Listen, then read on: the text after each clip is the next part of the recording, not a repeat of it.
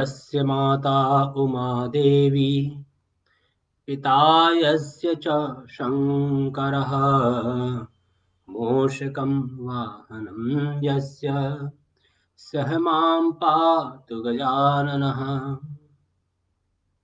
जैसा कि मैंने श्री सत्यनारायण भगवान की कथा का पाठ प्रारंभ करने के लिए आज से आप सभी लोगों को आमंत्रित किया है। हम सभी लोग जानते हैं कि हमारे पूर्वज जो बहुत ही कठिन परिश्रम, तपस्या व तप के माध्यम से जीवन और हमारे विविध प्रकार के संघर्षों को, चाहे वो पारिवारिक जीवन से संबंधित हो, चाहे सामाजिक, चाहे व्यक्तिगत हो, चाहे व्यावसायिक, हर एक तरह के प्रश्नों का उत्तर अलग अलग ग्रंथों, पुस्तकों, कहानियों, कविताओं, श्लोक के माध्यम से कोड में और कई बार सीधी भाषा में हमको बताया है। कई बार उन चीजों को हम डिकोड कर पाने में असफल होते हैं और कई बार हम उसको कर पाने में सफल होते हैं। उसी तरह से एक कथा श्री सत्यनारायण भगवान की भी है और बहुत बार इस कथा को डिकोड कर पाने में हम लोग असक्षम रहे हैं। आज इस कथा का एक नया स्वरूप मैं आपके सामने रखने का प्रयत्न करूंगा। मुझे पूरा विश्वास है कि आज के पश्चात हर महीने एटलीस्ट हर 15 दिन के गैप पर, हर 15 दिन के अंतराल में आप इस कथा को पढ़ना, सुनना और दूसरों को सुनाने में आनंद की प्राप्ति करेंगे। इस कथा को मैं प्रारंभ करूं उसके पहले मैं आपसे एक कहानी कहना चाहूंगा। ऐसी एक किंवदंती है कि महाभारत समाप्त होने के बाद पांचों पांडव भगवान श्री कृष्ण की आज्ञा से अलग अलग दिशाओं में जन चेतना या देशाटन के लिए निकल पड़े। काफी समय तक अलग अलग जगहों पर विचरण करने के पश्चात एक दिन वो भगवान कृष्ण के पास सभी लोग एकत्रित हुए और वहां पर उन लोगों ने क्या अलग देखा, क्या ऐसा भिन्न देखा, देशाटन के समय में सभी लोगों ने अपना अपना अनुभव भगवान कृष्ण से शेयर करना शुरू किया। युधिष्ठिर ने कहा, राजन, मैंने देखा कि एक तालाब जिसके आसपास में खूब सारे फसलें लहलहा रही हैं, उसके ऊपर धान की जैसी फसल लगी हुई है। कुछ राजहंसों का टोला आया। भगवान, हमारे लिए बहुत बड़ा ये सरप्राइजिंग विषय था, हमारे लिए बहुत ही कौतूहल और आश्चर्यजनक घटना थी कि उन हंसों ने फसल के दाने चुगने के बजाय तालाब में छोटे छोटे कीड़े खाने पसंद किए।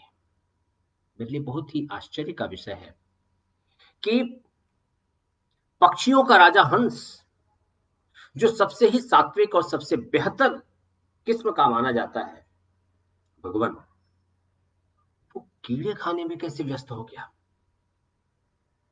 भीम बोले, राजन, हमने तो कुछ और देखा। हमने देखा कि बहुत बड़ा चट्टान पहाड़ से गिर रहा है और अपने साथ हजारों सैकड़ों साल पुराने बड़े बड़े वृक्षों को नीचे लिए हुए चला रहा है और जमीन से कुछ फुट ऊपर एक पतली सी टहनी पर चट्टान रुक जाता है। कौतूहल का विषय यह था भगवान कि इतने बड़े बड़े पेड़ों को, चट्टानों को जो चट्टान गिराता हुआ नीचे आ रहा था, वो पतली सी टहनी पर कैसे रुक गया? अर्जुन बोले, भगवान, मैंने देखा कि 3 तालाब हैं। पहला तालाब पानी से लबालब भरा हुआ है उसके एग्जैक्ट बगल में दूसरा तालाब है, वो सूखा है, और दूसरे तालाब के पड़ोस में तीसरा तालाब है। उस तालाब में पानी नहीं है ज्यादा, लेकिन उसको पहला तालाब तीसरे तालाब को पानी दे रहा है, लेकिन पहला तालाब बीच वाले तालाब को पानी नहीं दे रहा है। नकुल सहदेव वो लोग साथ में गए थे। नकुल ने कहा, प्रभु हम दोनों भाइयों ने देखा कि 10 मटके हैं और वो एक मटके को पानी दे रहे हैं, और पहला मटका आधा भी नहीं भरा है। जिसमें 10 मटके पानी डाल रहे हैं वो आधा भी नहीं भर रहा है, जबकि सबकी साइज बराबर है, सब इक्वल साइज के ही है। मुझे किसी ने बताया कि ये जो एक मटका है जिसमें पानी भरा जा रहा है, वो अकेले 10 मटकों को भर देता था, और जब उसको जरूरत पड़ी तो 10 मटके मिलकर के भी वो एक मटके की आधे तक नहीं पहुंच पा रहे। भगवान, ये हमारे लिए बहुत बड़ा आश्चर्य और कौतूहल का विषय है। आप हमको बताएं एग्जैक्टली ये क्या है।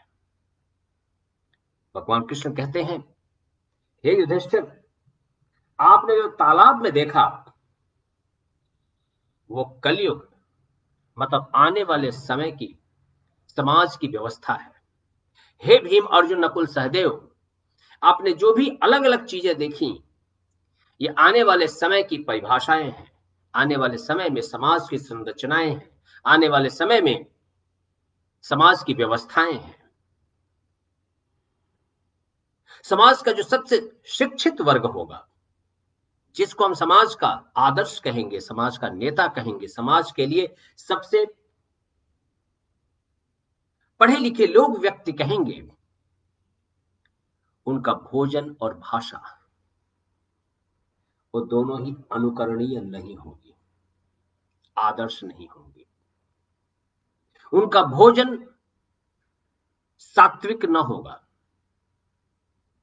वो खुद ही ऐसे भोजन में लिप्त पाए जाएंगे जो एक पढ़े लिखे समाज के सुसभ्य लोगों को शोभा नहीं देता है। युधिष्ठिर, आपने जो देखा यो आने वाले समय की कहीं ना कहीं एक ट्रेलर है। भीम, आपने जो देखा आने वाले समय में आप देखेंगे कि बहुत बड़े बड़े पाप भी अगर छोटे छोटे पुण्य किए जाए तो उसका समाधान ला सकते हैं। अगर लोग थोड़ा बहुत भी पुण्य काम करें तो आने वाले समय में उनको उतना ही पुण्य मिलेगा जितना आपके आने से पूर्व, मतलब पांडवों के आने से पूर्व और पांडवों के आने के समय में वर्षों तक तपस्या करने के बाद भी नहीं मिल पाते थे। थोड़ा बहुत भी अच्छा काम आपको एक बेहतर जगह पर पहुंचा सकता है। हे भीम, आने वाले समय की जो परिभाषा है, उस परिभाषा में लोगों के पास इतना भी समय नहीं होगा तो थोड़ी बहुत भी प्रभु की आराधना अथवा अपने स्वयं के आंतरिक विकास के लिए कुछ कार्य करें। हे अर्जुन, आपने जो 3 तालाब देखे वो कलयुग के समाज की संरचना का एक हिस्सा है। कलयुग में लोग अपने इमीडिएट पड़ोसी, अपने सगे भाई, बंधु बांधवों को साथ जोड़ने, उनकी मदद करने, उनका सहकार और सहयोग करने के बजाय किसी तीसरे की मदद, तीसरे के सहयोग में जुड़े होंगे। उनके अपने स्वयं के पड़ोसियों, स्वयं के ब्लड रिलेटिव्स, स्वयं के संबंधियों के साथ संबंध इतने गाढ़े नहीं होंगे जितना अन्यों के साथ होंगे। नकुल सहदेव, आपने जो देखा वह भी कलयुग की एक संरचना है। एक पिता अपने अनेकों पुत्रों का भरण पोषण आराम से कर लेगा, लेकिन जब वो वृद्ध होगा तो उसके वृद्धावस्था में अनेकों संतानें मिलकर के भी उसकी आधी जरूरतों को भी पूर्ण नहीं कर पाएंगे। ये कलयुग की संरचना है, आने वाले समय के समाज की व्यवस्था है। इसी कहानी को मैं आज के लिए इस कार्यक्रम में कहना चाहता हूं। सत्यनारायण भगवान की कथा इन्हीं सारे प्रश्नों का जवाब है कि कैसे हम इस कलयुग के माया, कलयुग का जो पूरा का पूरा एक मोह माया है, इसमें से अपने आप को कैसे अलग करके हम एक बेहतर जीवन जीकर अपने आप को एक प्रभु के आश्रय में लेकर जीवन यापन करें। साथियों, इस युग का सबसे बड़ी तपस्या है सत्य। जो भी व्यक्ति सत्य की आराधना करेगा, जो भी व्यक्ति सत्य बोलेगा, जो भी व्यक्ति सत्य के अधीन अपने आप को रखेगा, जो भी व्यक्ति अपने आप को सत्य के करीब रखेगा, उसे जीवन में किसी भी प्रकार की समस्या का सामना नहीं करना होगा। हमारा दुर्भाग्य यह होगा कि हम जीवन के अधिकतर हिस्सों में अपने आप को सत्य से दूर रखें। इसीलिए अलग अलग फिलॉसफीज आप सुनते होंगे। If you want to be in Rome, be a Roman.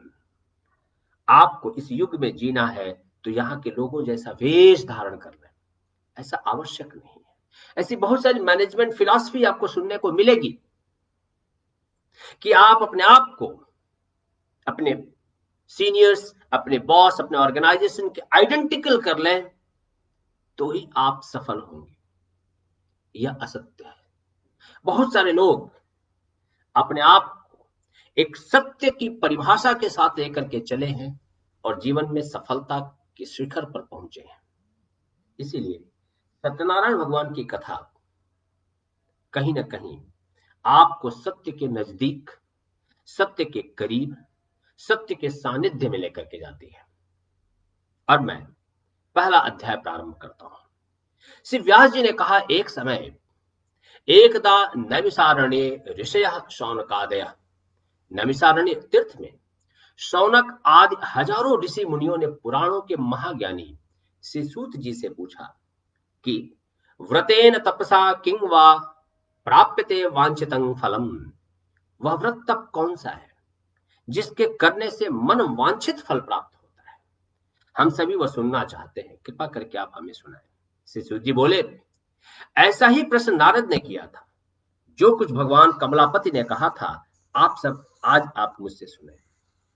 परोपकार की भावना लेकर एकदा नारदो योगी परानुग्रह कांक्षया। योगी नारद कई लोगों की यात्रा करते करते मृतलोक में आ गए।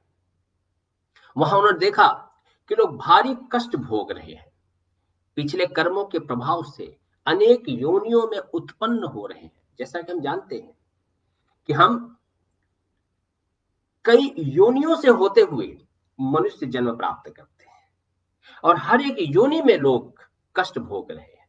खास करके मनुष्य योनि में तो और ज्यादा कष्ट है। केनोपायेन चैतसां दुख नाशो भवेत् ध्रुवम्। दुखी जनों को देख नारद सोचने लगे कि इन प्राणियों का दुख किस प्रकार दूर किया जाए। मन में यही भावना लेकर नारद जी विष्णु लोक पहुंचे। वहां नारद जी ने तत्र नारायणं देवं शुक्ल वर्ण चतुर्भुजं शंख चक्र गदा पद्म वनमाला विभूषितम। चार भुजाधारी सत्यनारायण भगवान के दर्शन किए, जिन्होंने अपने हाथ में शंख, चक्र, गदा, पद्म अपनी भुजाओं में ले रखा था और उनके गले में फूलों की माला सुशोभित हो रही थी। नारद जी ने भगवान की स्तुति की और कहा कि मन वाणी से परे अनंत शक्तिधारी मैं आपको प्रणाम करता हूं। आदि, मध्य और अंत से मुक्त सर्वात्मा के आदि कारण श्री हरि आपको मैं प्रणाम करता हूं। नारद जी की स्तुति सुन विष्णु भगवान ने पूछा, हे नारद, आपके मन में क्या है?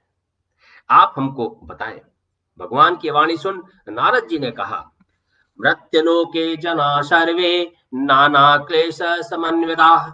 मृत्युलोक में सभी प्राणी पूर्व पापों के कारण विभिन्न योनियों में उत्पन्न होकर अनेक प्रकार के कष्ट भोग रहे हैं। यदि आप मुझ पर कृपालु हैं, तो आप इन प्राणियों के कष्ट दूर करने का कोई छोटा सा उपाय बताएं।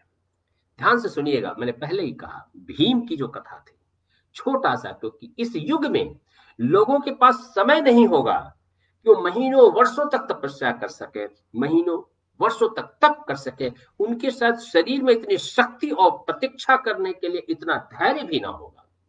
इसीलिए वो छोटा सा उपाय बताए, मैं वो सुनना चाहता हूं। श्री भगवान बोले, हे नारद, तुम साधु हो। साधु मतलब जो व्यक्ति निरंतर दूसरों का भला सोचता हो, तुम साधु हो। तुमने जन जन के कल्याण के लिए अच्छा प्रश्न किया है। जिस व्रत के करने से व्यक्ति मोह से मुक्त हो जाता है, वो मैं आपको बताता हूं। व्रतमस्ति महत्पुण्यं स्वर्गे मर्त्ये च दुर्लभम। यह व्रत स्वर्ग और मृत्युलोक दोनों में दुर्लभ है। तुम्हारे स्नेहवश इस व्रत का मैं विवरण आपको आज देता हूं। मतलब ये जो व्रत है, ये जो कथा है, भगवान विष्णु जिनका न कोई आदि है, न कोई अंत है, न मध्य है, उन्होंने नारद मुनि को बताया। मतलब ज्ञान के प्रतीक नारद मुनि, ज्ञान के ऋषि नारद मुनि को भगवान विष्णु ने बताया। मतलब ये जो कथा है, यह हमको मोह से सिर्फ मुक्त नहीं करती, हर तरह की पीड़ाओं से, हर तरह की समस्याओं से मुक्त करती है। सत्यनारायण भगवान का व्रत विधि पूर्वक करने से तत्काल सुख मिलता है, अंततः मोक्ष का अधिकार मिलता है। भगवान के वचन सुन नारद मुनि ने भगवान से कहा कि इसका फल क्या है। किंग फल किंग फलं किंग विधानं च कृतं केनैव तद्रुतम्। इसे कब और कैसे धारण किया जाए और इसे किस किस ने किया है। श्री भगवान ने कहा, दुख शोक दूर करने वाला, धन में वृद्धि करने वाला, सौभाग्य और संतान का दाता, सर्वत्र विजय दिलाने वाला श्री सत्यनारायण व्रत मनुष्य किसी भी दिन श्रद्धा भक्ति के साथ कर सकता है। सायंकाल धर्मरत हो। धर्मरत मतलब होता है बिल्कुल पवित्र होकर, स्नान आदि करके, एक स्वस्थ मन से, ब्राह्मण के सहयोग से, किसी पढ़े लिखे व्यक्ति के सहयोग से, और बंधु बांधव सहित श्री सत्यनारायण भगवान का पूजा करें। ध्यान से सुनिएगा, बंधु बांधव सहित, बंधु बांधव सहित। जो तीसरी कहानी मैंने अर्जुन की आपको कही, आपके आसपास जो लोग हैं, आपके जो ब्लड रिलेटिव्स हैं, आपके जो परिवार के सदस्य हैं, आपके जो अड़ोसी पड़ोसी, उनको लेकर के आप कथा को सुने। कहीं ना कहीं टीम बिल्डिंग, लोगों को यूनाइट करना, लोगों को एक दूसरे से जोड़ने की ऊपर यहां पे एम्फेसिस है। भक्ति पूर्वक खाने योग्य उत्तम प्रसाद लें। यह प्रसाद केले, घी, दूध, गेहूं के आटे से बना हो। मतलब ऐसी चीज है जो हर एक व्यक्ति अफोर्ड कर सकता है। जरूरी नहीं कि आप बड़े बड़े फंक्शंस करें, आप नॉर्मल घी, दूध, केला, गेहूं, गुड़, इसको इकट्ठा करके भी आप प्रसाद बना सकते हैं। यदि गेहूं का आटा भी नहीं है तो चावल का आटा और शक्कर के स्थान पर गुड़ भी मिला करके आप एक दूसरे के साथ बैठ करके सेलिब्रेशन कर सकते हैं। सब मिलाकर सवाया बने नैवेद्य को भगवान को अर्पित करें। इसके बाद कथा सुने, प्रसाद लें और ब्राह्मणों को दक्षिणा दें। इसके पश्चात बंधु बांधव से सभी ब्राह्मणों को भोजन कराएं। प्रसाद पा लेने के बाद कीर्तन आदि करें और फिर भगवान सत्यनारायण का स्मरण करते हुए स्वजन अपने अपने घर को जाए। ऐसे व्रत पूजन करने वाले की मनोकामना अवश्य पूर्ण होती है। विशेषतः कलयुगे लघुपायस्ते भूतले। कलयुग में विशेष रूप से छोटा सा उपाय इस पृथ्वी पर दुर्लभ है, इस पृथ्वी पर सुलभ है। इति श्री स्कंद पुराणे रेवा खंडे श्री सत्यनारायण ये कथा का जो पहला अध्याय है, ये आपको किस तरह से पीड़ा से मुक्त हुआ जाए, साइकोलॉजिकल एस्पेक्ट। जब आप छोटे छोटे भी अचीवमेंट्स लाइफ में करते हैं, छोटा सा भी आपके जीवन में खुशी का कोई मौका आता है, आप उसको भी सेलिब्रेट करें। किसके साथ? उसका मंत्र दिया हुआ है, अपने परिवारजनों के साथ, बंधु बांधवों के साथ, अड़ोसी पड़ोसी सबको मिलाकर। ये आपको कहीं ना कहीं खुश होने का एक कारण देगा और खुश होने का कारण आपको पीड़ा से दूर ले जाएगा। समय एक दूसरी एम्फेसिस है कि इस समय में लोगों के पास वक्त नहीं होगा एक दूसरे से मिलने के लिए। ये कथा आपको मिलने के लिए, क्योंकि छोटी सी कथा आपको बार बार एकत्रित करने के लिए मदद रूप होगी। ये कथा आपको प्रॉस्पेरिटी की तरफ ले जाएगी, क्योंकि आपसे कोई ईर्ष्या करने वाला नहीं, कोई जलन करने वाला नहीं, और एक दूसरे को कोऑपरेशन मिलता है। और हम सबको मालूम है कि जितना ज्यादा कोऑपरेशन है उतनी ही प्रॉस्पेरिटी बढ़ती है। परिवार में आसपास के लोगों के साथ एक शांति सौहार्द का माहौल बनता है। तो ये कथा आपके अंदर एक शांति, आपके परिवार में पड़ोसियों से, परिवार के व्यक्तियों से, हर एक व्यक्ति के साथ एक शांति प्रदान करती है। इस कथा में आप सक्सेस और सक्सेसर दोनों के बारे में जानने को प्राप्त करेंगे, क्योंकि अधिकतर समय ऐसा देखा गया है कि मान लीजिए कि मैंने कोई एक टास्क लिया और टास्क मैंने बहुत ही सफलतापूर्वक से उसको संपूर्ण किया। अब उसकी बेनिफिट्स को, उसके क्रेडिट को मुझे अपने पूरी टीम के साथ मिलकर के सेलिब्रेट करना चाहिए, सबको इक्वली उसमें शामिल करना चाहिए। यह आपको एक बेहतर सक्सेसफुल व्यक्ति बनने में सफल बनाएगा। आपको सेलिब्रेट करने के लिए आपको बार बार मौका देगा, और यही सेलिब्रेशन आपके लिए एक आने वाले समय में बढ़िया, आदरणीय और आदर्श व्यक्ति के तौर पर स्थापित करेगा। कहीं ना कहीं यह कथा सात्विक भोजन की तरफ हमको लेकर के जाता है, वही भोजन जो हमको अलग अलग बीमारियों से, अलग अलग महामारियों से हमको बचाता है। और साथ में संगीत, नृत्य, यह भी यहाँ पे प्रावधान है। मतलब आप इसको सिर्फ कथा सुन करके, सिर्फ आनंद प्रसाद लेकर के ना प्राप्त करें। आप कुछ संगीत गाएं, आप वर्तमान में जिए। आप वर्तमान को जब एंजॉय करते हैं तो आपका भविष्य बेहतर हो ही जाता है। ये कथा का जो पहला अध्याय है, कहीं ना कहीं व्यक्ति को व्यक्ति से मिलने में मदद रूप है। हमारा दुर्भाग्य ये है कि आज के समय में हमारे पास एक दूसरे व्यक्ति के साथ बैठ करके एक दूसरे को जानने के लिए समय ही नहीं है। हम वर्तमान में जी ही नहीं रहे होते। हम हमेशा या तो इतिहास की बातें या भविष्य की कल्पनाओं के बीच में अपने जीवन को जी रहे होते हैं। ये कथा हमको वर्तमान में जिलाती है। ये कथा हमको वर्तमान में कैसे जीवन जिया जाए, इस पे ला करके खड़ा करती है। ये कथा हमारे बेहतर वर्तमान को खूबसूरत बनाती है। और अगर आपका वर्तमान अच्छा है, मतलब आपका मस्तिष्क दुरुस्त है, और आपका मस्तिष्क दुरुस्त है तब भविष्य के बेहतर निर्णय ले सकते हैं। साथियों, अध्याय 2 कहीं इसी तरफ हमको लेकर के जाता है। सूत जी वाचा, इस व्रत को पहले किसने किया? अब मैं आपको सुनाता हूं। बहुत रमणीय काशीपुरी में एक निर्धन ब्राह्मण रहता था। दुखितं ब्राह्मणं दृष्टा भगवान ब्राह्मण प्रिय। वह भूख प्यास से दुखित यहां वहां भटकता रहता था। इस ब्राह्मण को दुखी देख एक दिन भगवान ने स्वयं एक बूढ़े ब्राह्मण का वेश धारण कर इस ब्राह्मण से आदर के साथ प्रश्न किया, हे विप्र, तुम सदा ही दुखी रहकर इस पृथ्वी पर क्यों भटकते रहते हो? मैं ये आपसे जानना चाहता हूं। निर्धन ब्राह्मण ने उत्तर दिया कि वह अत्यंत निर्धन ब्राह्मण है और भिक्षा के लिए पृथ्वी पर भटकता है। अगर आप इस निर्धनता को मिटाने का उपाय जानते हो तो कृपया बताएं। बूढ़े ब्राह्मण ने कहा कि सत्यनारायण भगवान का स्वरूप विष्णु भगवान का ही स्वरूप है, जो आपको मन चाहा फल देता है। अतः हे विप्र, तुम उनका उत्तम व्रत पूजन करो। ऐसा व्रत पूजन करने से मनुष्यों के सब दुख नष्ट हो जाते हैं। आप ध्यान से समझिए, निर्धन ब्राह्मण मतलब यहां पर औचित्य बहुत साफ है। बहुत बार जो पढ़े लिखे ज्ञानी लोग हैं, ब्राह्मण मतलब पढ़ा लिखा ज्ञानी व्यक्ति, वह भी जीवन में संघर्ष करता है।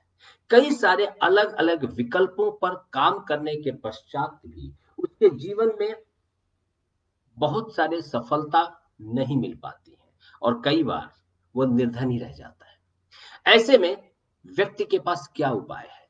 वो किस तरह से अपने जीवन को बेहतर कर सकता है। और यहां पर श्री सत्यनारायण भगवान कथा आपको इसका सॉल्यूशन देती है। सॉल्यूशन है, consult a person who is having experience and exposure. जो भी व्यक्ति अपने जीवन में अनुभव रखता है, जो भी व्यक्ति उस विषय में एक तरह का अपना एक्सपर्टीज रखता है, आप उसको कंसल्ट करें। सीनियर्स, एक्सपीरियंस्ड और जिनके पास एक्सपोजर है, उनको कंसल्ट करना, उनकी राय लेना, उनका सुझाव लेना, उनसे पूछना, उनको अपनी पीड़ा बताना और अपने पीड़ा का जो समाधान मिलता है उसका अनुकरण करना श्री सत्यनारायण भगवान की कथा के अध्याय नंबर 2 का पहला पार्ट है। हमारा दुर्भाग्य यह है कि हमने अपने दिन प्रतिदिन के जीवन में सीनियर्स को सुनना, घर के बड़े वृद्ध के साथ बैठ करके समय निकालना, उनके विचारों और उनके अनुभवों को जानना और उसको फॉलो करना कहीं ना कहीं बहुत ही कम कर दिया है। और यही कारण है कि हम जीवन में अधिकतर मानसिक, शारीरिक और व्यावसायिक पीड़ा झेल रहे हैं। यदि हम अपने घर के, अपने परिवार के, अपने समाज के वयोवृद्ध अनुभवी लोगों को सुनना प्रारंभ कर दें, उनको जानना प्रारंभ कर दें, उनके अनुभवों से सीखना प्रारंभ कर दें और उसके हिसाब से अपने जीवन को जीना शुरू कर दें, तो हम बहुत सारी गलतियां करने से जीवन में बच जाएंगे, जो हमको एक सफल व्यक्ति बनाने में, एक दुख रहित व्यक्ति बनाने में, एक अलग अलग प्रकार के पीड़ाओं से युक्त व्यक्ति बनने से वंचित कर सकता है। सत्य व्रत का विधान ठीक तरह से बताकर वृद्ध ब्राह्मण बनकर आए भगवान सत्यनारायण अंतर्ध्यान हो गए। निर्धन ब्राह्मण ने कहा कि वह बूढ़े ब्राह्मण द्वारा बताया हुआ व्रत अवश्य करेगा। इस विचार के कारण उसे रात भर नींद नहीं आई। यह निर्णय अपने आप में बहुत बड़ा है कि मैं कल से इस चीज को कैसे एग्जीक्यूट करूं, मैं कैसे सत्य का पालन करूं, कैसे मैं ईमानदारी से आने वाले समय में जीवन को जीऊं। यह व्रत कथा वृद्ध निर्धन ब्राह्मण के लिए एक बहुत बड़ी सीख है और इस सीख के कारण रात भर सो नहीं पाया। दूसरे दिन सुबह से ही दूसरे दिन वह संकल्प लेकर मैं श्री सत्यनारायण भगवान का व्रत करूंगा, भिक्षा मांगने निकला। उस दिन भिक्षा में निर्धन ब्राह्मण को बड़ी मात्रा में दान प्राप्त हुआ। इस धन से ब्राह्मण ने अपने बंधु बांधव सहित श्री सत्यनारायण भगवान का व्रत किया। व्रत के प्रभाव से, दुख से मुक्ति पाकर वह संपत्तिवान हो गया। तब से वह ब्राह्मण हर माह श्री सत्यनारायण भगवान का व्रत करता रहा। सर्व पापन विनिर्मुक्तो दुर्लभं मोक्षमाप्तवान, सब पापों से मुक्त हो मोक्ष को प्राप्त हुआ। ये कथा जो पहला पार्ट है अध्याय 2 का, वो व्यक्ति अगर सत्य का पालन करता है, अपने स्वयं के साथ वो एक ईमानदारी और एक वैचारिक तौर पर वो प्रामाणिकता की तरफ आगे बढ़ता है, तो उसे जीवन में सफलता मिलती है। यहां पर हर 15 दिन में आप अपनी एक अवलोकन करें, सत्यनारायण भगवान का कथा सुनते हुए अवलोकन करें कि 15 दिन में आपने कितनी प्रामाणिकता के साथ जीवन जिया, कितनी प्रामाणिकता, कितना आपने सत्य के अनुरूप अपने आप को रखा। इसका एक एनालिसिस का समय है और यही आपके कथा का विधान है। जो भी व्यक्ति अपने व्यक्तिगत जीवन में प्रामाणिकता रखेगा, सत्य के करीब अपने आप को रखेगा, वो संपन्न होगा और उसे मोक्ष भी मिलेगी। यह अध्याय 2 का पहला पार्ट है। श्री सूत जी वाचा, हे विप्र, पृथ्वी पर जो कोई भी इस व्रत को करेगा उसके सभी दुख नष्ट होंगे। श्रीमन नारायण ने यही श्री नारद जी से कहा था। श्री सूत जी बोले, यह सब तो मैंने कहा, अब और क्या बोलूं। तब ऋषिगण बोले कि इस ब्राह्मण से सुनकर यह सत्यव्रत और किसने किया, यह जानने की हमारी इच्छा है। श्री सूत जी बोले, अच्छा ऋषियों, अन्य जिन लोगों ने व्रत किया उनके बारे में सुनो। यही ब्राह्मण पर्याप्त धन आ जाने के कारण एक बार श्री सत्यनारायण भगवान का व्रत कर रहा था। कि एक लकड़हारा वहां पर आया और लकड़ी का बोझ बाहर रखकर प्यास मिटाने वो ब्राह्मण के घर में गया। उसने ब्राह्मण को व्रत करते देखा। ब्राह्मण को प्रणाम कर उस लकड़हारे ने पूछा कि हे प्रभु, आप यह क्या कर रहे हैं? इस पूजन का क्या फल है, विस्तार से कहें। ब्राह्मण ने उत्तर दिया कि मन वांछित सभी फलों को देने वाला यह श्री सत्यनारायण भगवान का व्रत है। इन्हीं की कृपा से मेरा यह धन धान्य है। यह जान लकड़हारा बहुत प्रसन्न हुआ और प्रसाद ले, जल पी, लकड़ी बेचने शहर में चला गया। लकड़ी का बोझा सिर पर लेकर उसने विचार किया कि लकड़ियों को बेचने पर आज जो भी धन मुझे प्राप्त होगा उससे वो श्री सत्यनारायण भगवान का पूजन करेगा, वह सत्यनारायण भगवान का उत्तम व्रत करेगा। यह मन में विचार कर लकड़हारे ने लकड़ी का बोझ सिर पर धारण किया और निकल पड़ा। वह धनवान लोगों की बस्ती में गया जहां उसे अपनी लकड़ियों की दूनी कीमत मिली। तब वह प्रसन्न होकर पके केले, शक्कर, घी, दूध और गेहूं का आटा सवाया बनवाकर अपने घर लेकर के आया। वहां अपने बंधु बांधवों के साथ मिलकर विधि पूर्वक व्रत किया। इह लोके सुखं भुक्त्वा चांते सत्यपुरं ययौ। व्रत के प्रभाव से वह पुत्रवान धनवान बना और इस लोक में सुख भोग कर अंत में श्री सत्यनारायण भगवान के व्रत सत्यनारायण भगवान के लोक में गया। इति श्री स्कंद पुराणे रेवाखंडे यहाँ पर इस कॉन्सेप्ट को और ज्यादा कंसेप्चुअलाइज किया गया है। वृद्ध ब्राह्मण ने जो सुझाव दरिद्र ब्राह्मण को दिया था उसको पालन करते हुए दरिद्र ब्राह्मण संपन्न हो चुका है और संपन्न होने के बाद वो नियमित तौर पर अपने आप को प्रामाणिक व्यक्ति बनाकर और जो उसने अपने जीवन में एक शेड्यूल तैयार किया है, जो अपने लिए एक सिद्धांत तैयार किया है, जो स्वयं के लिए एक नियम बनाए हैं, उसको वो फॉलो कर रहा है। उसको ये व्रत करते देख, उसको ये तपस्या करते देख, उस ब्राह्मण को इस तरह से जीवन जीता हुआ देखकर एक रिटेल बिजनेसमैन लकड़हारा उनसे पूछता है कि आप ये क्या कर रहे हैं जिससे आपके जीवन में इतना सुख धन धान्य है। और ब्राह्मण कहते हैं कि मैंने श्री सत्यनारायण भगवान का व्रत करना प्रारंभ किया है और पूरी की पूरी प्रोसेस उनको समझाते हैं, प्रामाणिकता, सत्यवादिता और जीवन को लेकर के क्या मूल्य होने चाहिए, इस पर ब्राह्मण ने लकड़हारे को समझाया। लकड़हारा जो ऑलरेडी लकड़ी लेकर के आया था वो मन में एक विश्वास उत्पन्न करता है और वो कहता है कि आज के पश्चात जब भी मैं लकड़ी बेचूंगा उसके बाद जो मुझे बेनिफिट होगा उससे श्री सत्यनारायण भगवान का व्रत करूंगा और इसको मैं भी अपने जीवन में पालन करूंगा। बिलीफ सिस्टम, वो अपने दिमाग में बिलीफ सिस्टम बिल्ड करता है एंड बिलीफ सिस्टम है कि ये काम कर करके ये दरिद्र ब्राह्मण धन धान्य और संपन्न हो सकता है तो मैं भी हो सकता हूं।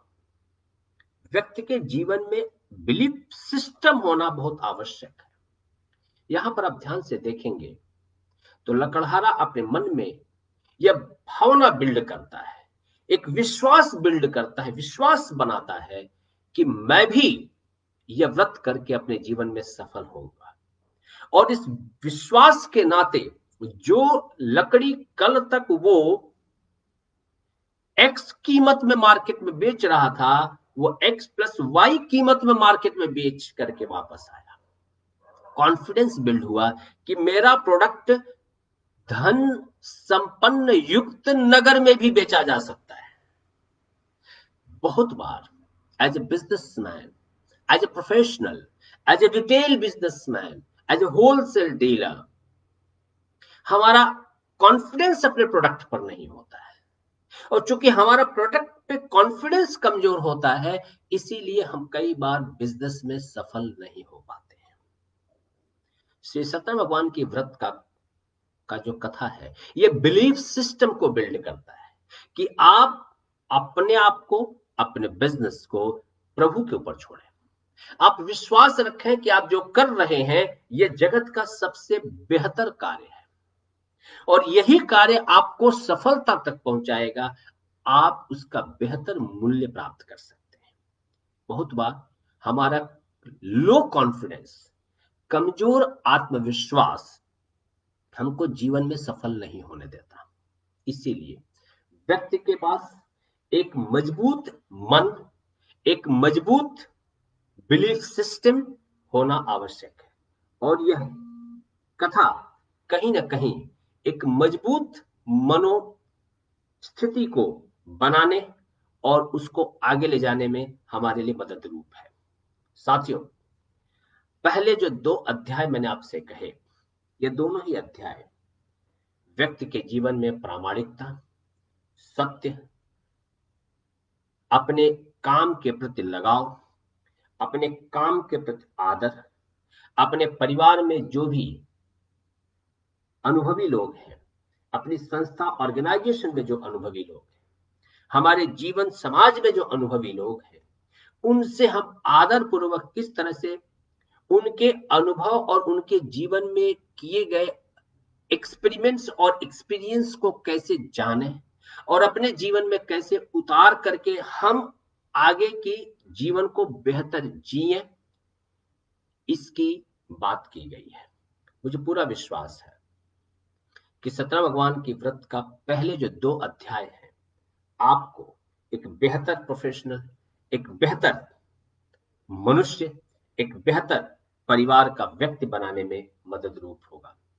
यदि आप ईमानदारी से मार्केट में काम करते हैं, अगर आप ईमानदारी से आप बिजनेस करते हैं, आप एक प्रामाणिकता के साथ संस्था में काम करते हैं, तो शुरुआत में आपको दुख या पीड़ा हो सकती है, लेकिन हर एक व्यक्ति आपको आदर देगा, क्योंकि भारत हमेशा से ही त्याग और संघर्ष का राष्ट्र रहा है। यहां पे हमेशा हर एक व्यक्ति का आदर्श, हर एक व्यक्ति का आदरणीय, सम्माननीय व्यक्ति वही होता है जो त्याग और संघर्ष को अपने जीवन में, अपने मन में स्थापित करता है। और इसीलिए यह कथा आपको आपसे, अपने आप से परिचय कराने के लिए आवश्यक है। जब तक आपका अपने आप के साथ परिचय नहीं होगा, जब तक आपका अपने परिवार के सदस्यों के साथ मिलान नहीं होगा, एक स्ट्रॉन्ग बॉन्ड नहीं होगा, जब तक आपका आपके पड़ोसियों के साथ एक बेहतर संबंध नहीं होगा, जब तक आपका आपके कलीग और मित्रों के साथ एक सात्विक भावना के तहत एक बॉन्ड बिल्ड नहीं होगा, तब तक आप व्यक्तिगत या व्यावसायिक या पारिवारिक जीवन में सफलता की तरफ नहीं जा सकेंगे। पहले 2 अध्याय इन्हीं विषयों को लेकर के कहे गए हैं। आगे के अध्याय मैं अगले सेशन में लेकर के आऊंगा। मुझे पूरा विश्वास है कि आप सभी लोगों ने श्री सत्यनारायण भगवान की ये दोनों अध्याय से बहुत सारी चीजें सीखी हैं। ओम